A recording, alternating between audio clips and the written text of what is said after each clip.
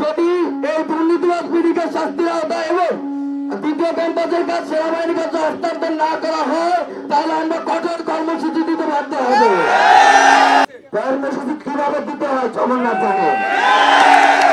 আগামীকাল আমরা আশা করি আমাদের পক্ষে রায় আসবে, আমাদের পক্ষে ঘোষণা আসবে। যদি না আসে জগন্নাথের প্রতিটা শিক্ষার্থী এসে প্রতিটা কণা করে দাঁড়া যাবে। আমাদের ছাত্রদের দাবির প্রেক্ষিতে আমরা দ্রুত আমাদের দ্বিতীয় ক্যাম্পাসটি সেনাবাহিনীর কাছে নির্মাণের জন্য হস্তান্তর করতে চাই। এই এক কথার ভিত্তিতে কালকে মিটিংটি হবে এবং কালকে এই ব্যাপারে সুনির্দিষ্ট দিক নির্দেশনা হবে যাতে আমাদের কাজটি দ্রুত সম্পন্ন হয় এবং আমাদের ছেলেমেয়েরা যাতে হলে উঠতে পারে। আমাদের মূল সমস্যাটা হচ্ছে গত 2005-এ বিশ্ববিদ্যালয় আজ পর্যন্ত আমরা আমাদের ছেলেদেরকে কোথাও কোনো হলে দিতে পারিনি। একেবারে মানবেতর জীবনযাপন করছে পুরান ঢাকার বিভিন্ন এলাকাতে এবং তাদের এই কষ্টের পাশে কেউ নেই। গত প্রায় 20 বছর ধরে বিশ্ববিদ্যালয় প্রশাসনগুলো প্রকৃততেই মোলা ঝুলিয়েছে তাদের কোনো সুযোগ সুবিধা নিশ্চিত করতে পারেনি। এইবার আশা করি আমরা যে কালকের মিটিংয়ের পরই আমরা আমাদের ছেলে মেয়েদেরকে অন্তত একটা নির্দিষ্ট দিকে ধাবিত করতে পারবো। আমাদের দ্বিতীয় ক্যাম্পাসের উন্নয়নের মাধ্যমে আমরা আমাদের ছেলে মেয়েদেরকে ওখানে আবাসনের ব্যবস্থা নিশ্চিত করতে পারবো।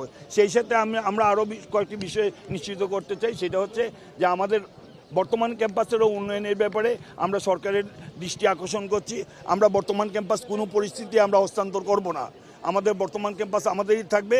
আমাদের এখানে একাডেমিক ভবন নির্মাণ করতে হবে, দ্বিতীয় ক্যাম্পাসে হল নির্মাণ করতে হবে দ্রুততার সাথে। আর সেই সাথে ইউজিসির যে ইউজিসির প্রজেক্টে যেহেতু জগন্নাথ বিশ্ববিদ্যালয়ের একজন ছাত্রের আবাসন নিশ্চিত নয়, সেহেতু ইউজিসির যে নতুন প্রজেক্ট নিচ্ছে তারা হিট প্রজেক্ট, সেই হিট প্রজেক্টের প্রথম গুরুত্ব পাবে জগন্নাথ বিশ্ববিদ্যালয়ে, ঢাকা বিশ্ববিদ্যালয় নয়। কারণ ঢাকা বিশ্ববিদ্যালয়ের হল আছে, ঢাকা বিশ্ববিদ্যালয়ের ছাত্র থাকার জায়গা আছে। আরেকটা হলো বাজেটে বিশাল বৈষম্য চলতেছে বিশ্ববিদ্যালয়গুলোর ব্যাপারে।